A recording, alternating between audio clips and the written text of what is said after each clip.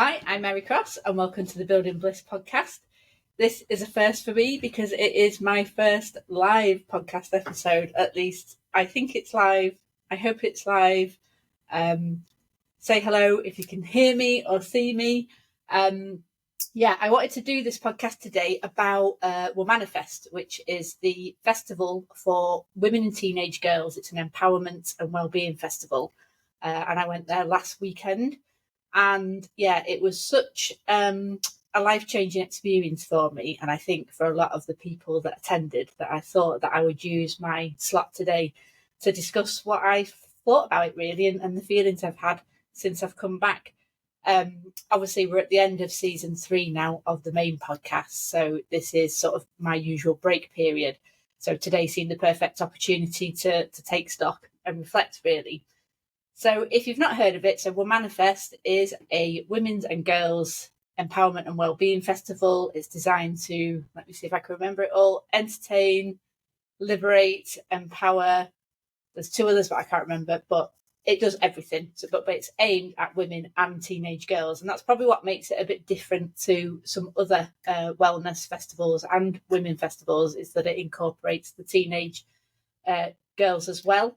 And personally, I took my daughter with me. So in our little band we had for the weekend, there was me, my wife, my teenage daughter, who's 15, and my mother-in-law. So we had 3 generations there to experience the festival. And we camped in one of the bell tents, which was just down the road from the festival. And it was a really magical weekend for all of us, probably more than we ever expected, really. We got there on the Friday night and checked into our tent and cooked our tea out the back of the van, which in itself was lovely. I just sparked out asleep that night because I've been up all night the night before watching the election. And then we got up ready to go to the festival on the Saturday morning. Now, it did rain a fair bit, I'm not going to lie, but it's kind of rained all summer, hasn't it, this year? But that didn't really stop us. We had the right clothes, we had our ponchos, we had our boots. I opted for shorts because I thought it's quicker for your legs to dry than your trousers. And we headed on down to the festival and we walked in. Brilliant setup with all the different tents that were on offer. And already by, I think it was 10:15 when we got there, there was people doing salsa in the rain with someone on stage leading a dance class. So the rain didn't stop play and people got stuck straight into it right away. And yeah, I was actually sponsoring as Building Bliss the wellbeing tent. So we'd popped down the night before and set that up. But it was lovely to see people starting to arrive, get chatting, and then start to find their way about the festival and do all the activities. It was, I think, probably one of the things that stands out for a lot of people is how friendly it was. How some people had come on their own. Quite a few people I met had come on their own. And I know they were nervous about doing that, but they came and did it. And they were sort of blown away by the fact that everybody was so friendly. You could literally talk to anybody and you would have a really nice conversation. And I know some people have kind of made friends that I know that they'll carry on being friends with for a long time just from striking up a conversation. So that was a really lovely aspect. And I loved that actually for my teenage daughter to see that, because let's be frank, the world's a pretty crap place sometimes, isn't it? And we're always having to warn our children in particular about all the bad things that are going on. You know, don't talk to strangers, don't go there, you know, take care where you're going, who you're speaking to. But that was the thing there, that my teenage daughter could see how wonderful the world could be, how kind people can be and how relaxed and free you can be in a group of women who all want to support one another. And I think that was lovely because you could kind of just let your guard down for the whole weekend, that you thought, oh, I'm in a safe place here, so I can just really chill and relax. So that's a bit of a background to the festival. If you need to know more, obviously you can check out their website. And I also interviewed Jodie Salt, who actually invented the festival. It was all her idea, on the podcast in season 2. So you can check that out. And there's links on that too, on the Instagram page, etc. So I thought, obviously, with my 5 pillars of bravery, laughter, inspiration, spark and success, that the best way to look back at the festival would be to do it through those 5 pillars. So the first one, bravery. Well, bravery was definitely a big theme for the weekend for myself and also for the people who came to my workshops. So the first workshop I did on the Saturday was a Find Your Funny, which was teaching some basic stand-up comedy, some practical games and some writing exercises with the aim of performing your first 2 minutes of stand-up in the main TP in the evening. And I didn't know how it was going to go. I didn't know who was going to turn up, how many people were going to turn up, and I had no idea if anybody would actually be crazy enough or brave enough to want to perform in the main TP. But I got a good number actually come to the workshop, which was lovely in itself, because, you know, like I say, I had no idea if anyone would turn up. I'd just be talking to myself in a tent. And it was interesting that not all of them wanted to perform, and not all of them had any intention of performing when they came. And actually, their act of bravery was coming to the workshop itself. So even coming into a tent that was for a workshop on stand-up comedy was pushing themselves outside of their comfort zone and being brave. And I loved that because, as I'll probably wrap up at the end, different levels of comfort zone was definitely a theme that went through the weekend. So well done to everyone who came through the doors of the tent and stayed and saw it through. And then 5 of the people who were on the workshop were actually brave enough to perform stand-up for the first time. And I was so chuffed at that. And 2 of them, you know who you are if you're watching, really did not want to do it at the start of the workshop. They had no intention. They were definitely a hard no. But bit by bit, as we did more of the exercises and actually got to realise that they were funny people and had something funny to say, they actually got up and did it. And both of them said that it was actually like slaying a massive dragon for them, because I think one of them had never stood up in front of a group of people and spoken to a microphone. And to me, that just showed ultimate bravery, but also like the power of comedy for actually improving confidence and for giving you self-belief. Because I think we're all funny. We all have, you know, laughs with our mates, but as soon as someone says, right, I want you to be funny on purpose, then something that puts a massive pressure on you. But I think what everyone realised is if you just take out that element of I'm trying to be funny on purpose and just be yourself and tell your funny stories, you will make people laugh. So 5 of them did it, including Maddie Templeman, who was my first guest on the podcast. And they went down the storm. I mean, it was a lovely, warm audience, and I have to give a big shout out to the audience for being so nice and welcoming and laughing. That was really lovely because it made it a really lovely experience for the people who were trying it out for the first time. And also for me, I did some comedy at the start and the end and in between. And it's probably one of my favourite gigs ever because it was literally like my dream audience who knew what I was talking about. They related to what I was doing my comedy about. So, yeah, it was a dream audience. And yeah, the sense of achievement in those people after they'd done it is something that I'll really remember. I was stood there watching them like a proud parent as each of them got up. So yeah, that was a brilliant experience for me. And hopefully now they'll feel invincible, which is what I felt like the first time I did comedy. And I think some of them have got the bug and actually want to do it again. So watch the space because yeah, they hopefully might come and perform at one of my Bliss comedy nights in the future, since they enjoyed it so much, which is a great endorsement for comedy, I think.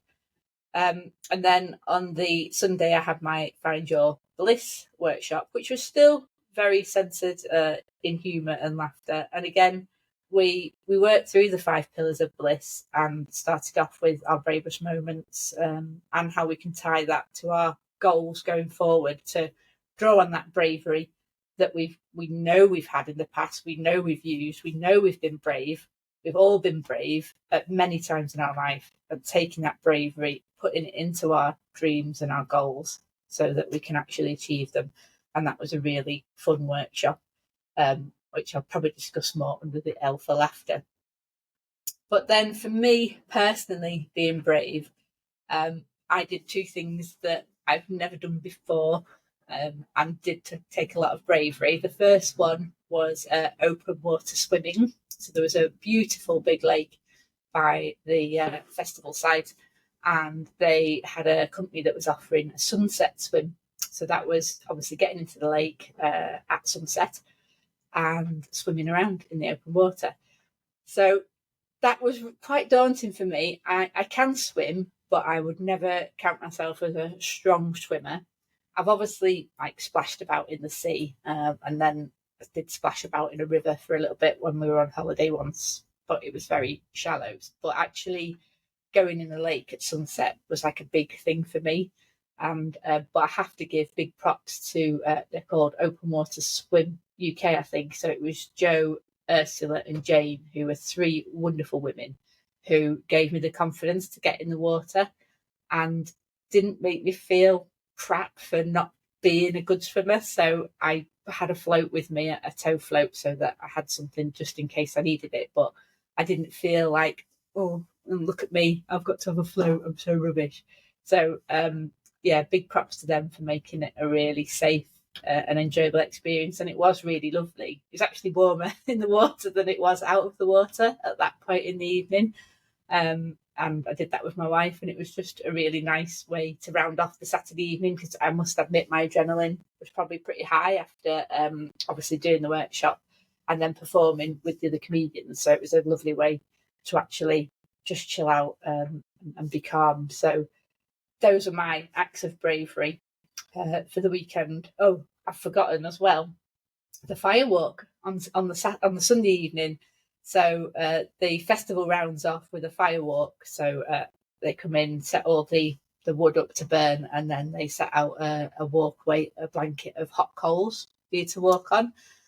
And I don't know why, it's something that I've always wanted to do. I think it stems back to something that I saw probably when I was a teenager of people, and it was quite long walks of firewalks, and they were going cool wet grass, cool wet grass, cool wet grass, as a sort of mindfulness, mind over matter thing.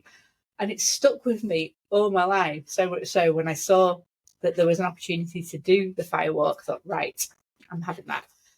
And wow, I was so emotional. I think all the emotion of the weekend had started to come out anyway, because it had been such a brilliant weekend for me personally, with my workshops and also with my family, the experiences I'd had. So I was already quite emotional. But then watching, I have to try and not go again now, watching all the women, some of whom were really terrified and didn't know if they could do it, but watching woman after woman stand there and go, I'm amazing, and walk those coals and have that sense of achievement of having done that.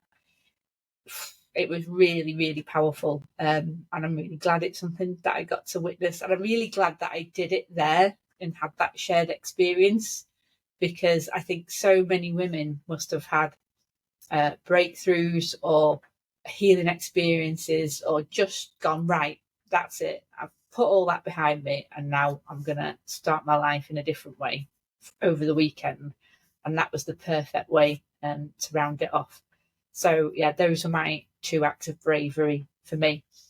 And both of them will stay with me. And hopefully I am going to become one of those open water swimmer people now, because I did really enjoy it. And I guess I don't have to be a top Olympic swimmer to do it. I can go at my own pace and still enjoy it. So that was a big thing for me to learn. So moving on to L for laughter. Well, so much laughter over the weekend, so much laughter.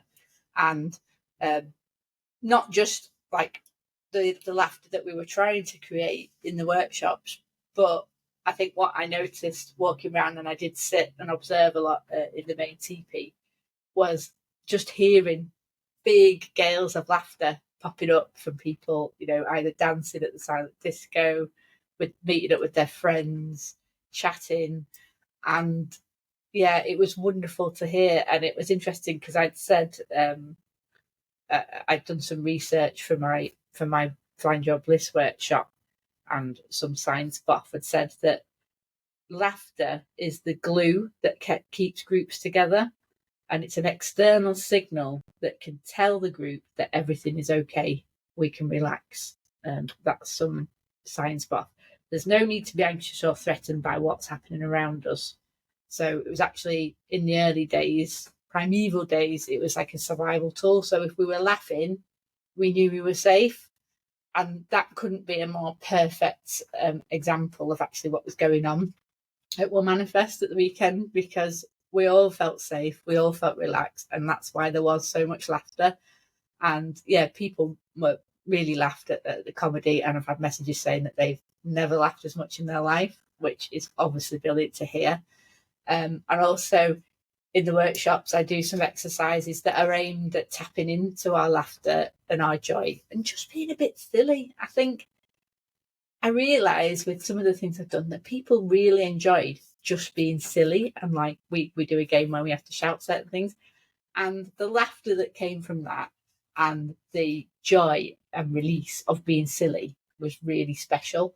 And yeah, it really showed me that, yeah, that being silly and being able to dip into that is something we need to do more. And I think it also made me realise that I'm probably quite privileged in the sense of doing comedy, and particularly doing improvised comedy where you get to hang out with a big bunch of mates and literally just mess about for 2 hours.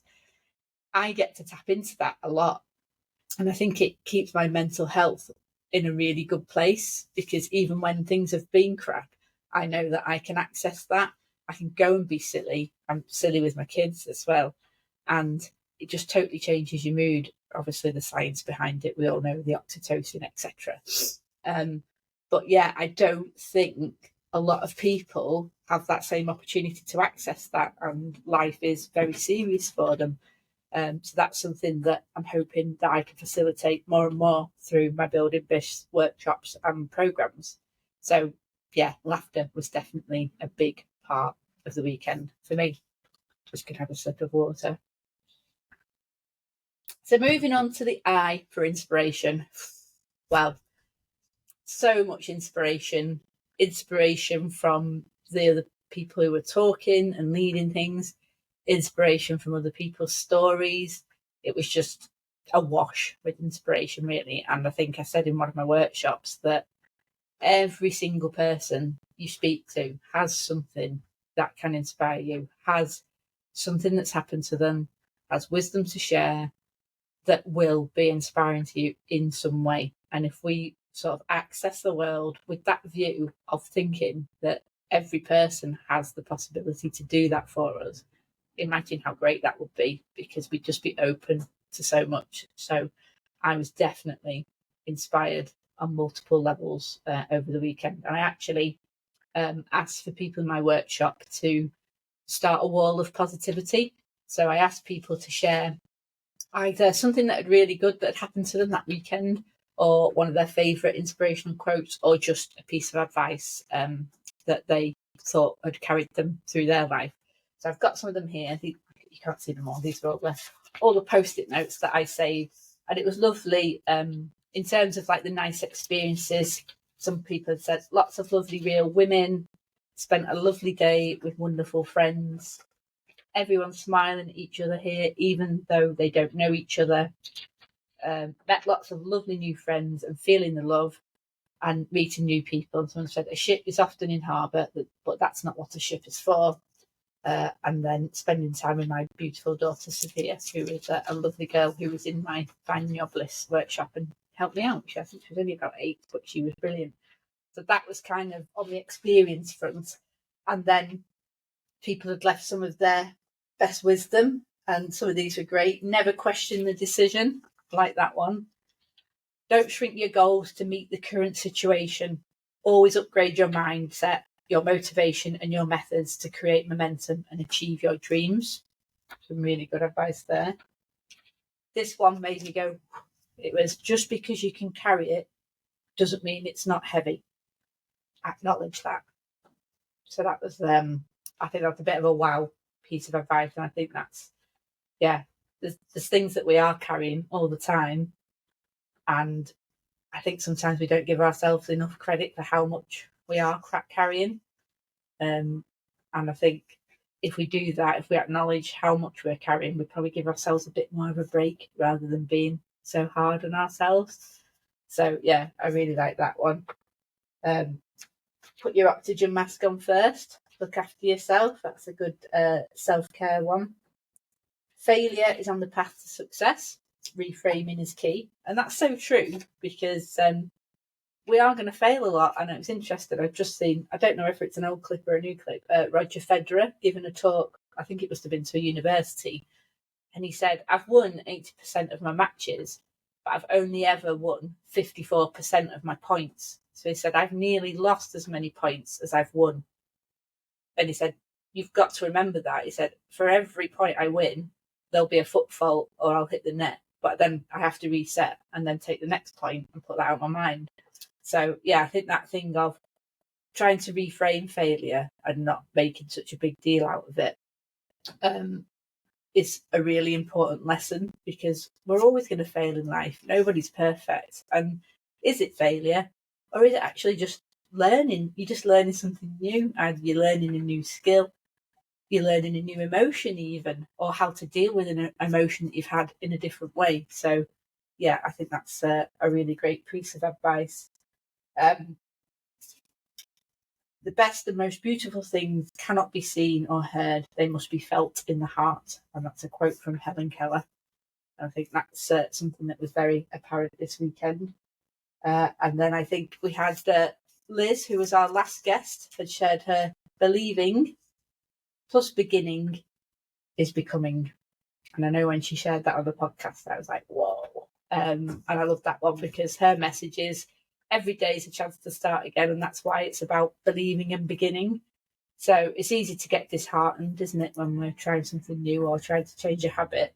But if we think, right, well, each day is a new day to believe and begin again, we will actually become the thing that we're trying to get to. So I love that one. And then one of my favourite ones that made me laugh, another podcast guest is Jane Horan. If you feel stuck, move. You're not a tree. Which I like. It's funny, but it does mean something as well. So that's just like a little sample of some of the inspiration that was actually on my wall. And yeah, I'm going to take quite a while, I think, to filter through all the things that inspired me and feed them into what I'm doing with Building Bliss. So from a personal perspective, it was wonderful to have that inspiration for everyone around me. So then Spark. Yeah.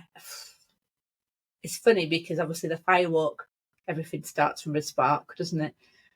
But Spark for me in this context is witnessing the transformation of people on my workshops, particularly the comedy workshop, that spark that they got of confidence. And it's really given me a spark to push on with Building Bliss and the Building Bliss program, and for what it can do for people, for women in particular, and teenage girls. If we can draw on that confidence that we do have within us, then anything is possible. And it's interesting that I did a bit of a status game in one of my workshops, where we start off low status, like doing networking, and everyone's walking around shiny, sort of, like that. And then we split, but then in the end, we all act as high status. And it was interesting, the noise in the room went up, everyone's posture changed, demeanour changed. And as I said to them, you've got that in you, you know how to portray that, because you've just done it now. So it's in you. So all that, seeing that experience and seeing people's reaction to that has given me a spark, and it will continue to give me a spark every day till I can, I'm never going to complete my mission, but until I can get my mission out there on a much wider scale, which is obviously making wellness accessible to everyone, and using healing through humour as a main technique for that well-being. So then success. Well, there was so much success over the weekend. The whole thing was a success, I think. And there were so many individual success stories throughout the day, throughout both days, throughout the weekend. And that was really great to see. And from my perspective, Well, I think I've said before on some of the other podcasts that one of my favourite quotes is from Ralph Waldo Emerson. And he says, if one person has breathed easier because you have existed, that is to have succeeded. And that is a quote that I carry through life with me every day.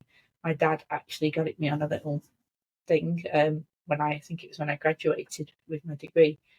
And I've always kept it up in whatever office I've been in or wherever I go, because that is, at the end of the day, my ultimate mission. If I know one person has breathed easier because of what I've done, then to me, I've succeeded. So to see people go on and perform like that, to hear that it's done something for their confidence, that it was their life dream to perform comedy or whatever it might have been, then to me, that's success in my eyes, because those people have had that revelation and that experience. So yeah, that was definitely how I would categorize success over the weekend. And we did do a success question in one of the workshops, and yeah, I think someone asked me what my definition was, and I've asked on the podcast as well, and it is freedom to choose how to fill your days. And I think if you combine both of those, the freedom to choose how you fill your days, but knowing that you are helping people, I think that is my ultimate measure of success. And I think, if anything, this weekend showed me that that's exactly where I want to be, and it's where I'm going, which is good to know. So that's a wrap up through the 5 pillars. And I think my overriding feeling and realization of the weekend was that everybody's got a different comfort zone. And what I mean by that is, we talk a lot, don't we, about push yourself outside your comfort zone. And it's a well-used saying.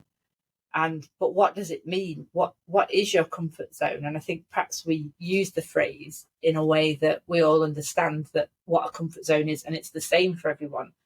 And what was startlingly apparent to me over the weekend is that everyone's comfort zone is massively different. So I will happily get up with a mic in front of 100 people and try and make them laugh and love it and enjoy being there and be in the moment. That's like bread and butter to me. But to somebody else, that is their worst nightmare. Like, not even trying to be funny, but even just standing in front of people and have them look at them when they're talking or speaking to a microphone, that's their worst nightmare. Whereas for me, getting in the water towards nighttime in open water, that was a big deal for me, because I'm not a sporty person. I've always struggled with that side of myself, because I wasn't very good at it at school, and unfortunately I had a PE teacher who reinforced how crap I was repeatedly every year in every report. And so I tell myself the story, I'm not a sporty person, I'm not an athletic person, I hate anyone watching me do sport, even. Like, it's taken me 4 or 5 years to be able to go to like the golf driving range and actually do sport with people watching me. So to get in that water with people around me in the dark when I'm not a strong swimmer, that was a big thing for me. And that was my comfort zone being pushed. So yeah, that for me is the realization that I'll take away. We all have comfort zones in different areas of life, and they're all different. So we should never judge another person for thinking that they're not pushing outside their comfort zone, because really we don't know what's going on for them, going on in their head. I always use the example about going to the coffee shop on your own. To some people, that's nothing, to just go in, get a coffee, sit down on the phone, do the right weather. But for somebody else, that is a huge deal, because they're thinking, oh God, I'm on my own. People might think, oh, why is she on her own? So they've got that internal dialogue going on. So they feel quite judged. And so that's what I mean about, we just have to be aware that everybody's in a different place. And if we can be aware of that, we can all encourage each other, and we can all keep pushing at our comfort zones wherever they might be. So that's my wrap up of Womanifest. I don't know whether it's gone out or not. I can't say. It says it's live recording. I don't know if it's streaming anywhere, but hello if you did watch live. I'm sorry if I didn't see your comments. I thought they were supposed to be in the chat, but I haven't seen them anywhere. If you came to Womanifest, or even if you didn't, you will have seen that I am looking for podcast guests. So if you think you would like to be a guest on the Building Bliss podcast and tell me about your story through the 5 pillars of bliss, go to Instagram at Building Bliss Today, and in the bio there's a link to the podcast application form, so you can fill in your details there and I will get back to you. So if you're local to the Wirral, you can come and record in person, or if not, we record on Riverside. It's dead easy. All you need to do is log on like this and have a chat with me. So hope you all have a great weekend. Football on Sunday, isn't it? Come on, England. Can we do it? Can we be as good as the women? Let's see. So, yeah, have a great weekend. Thank you for listening, and I'll see you soon.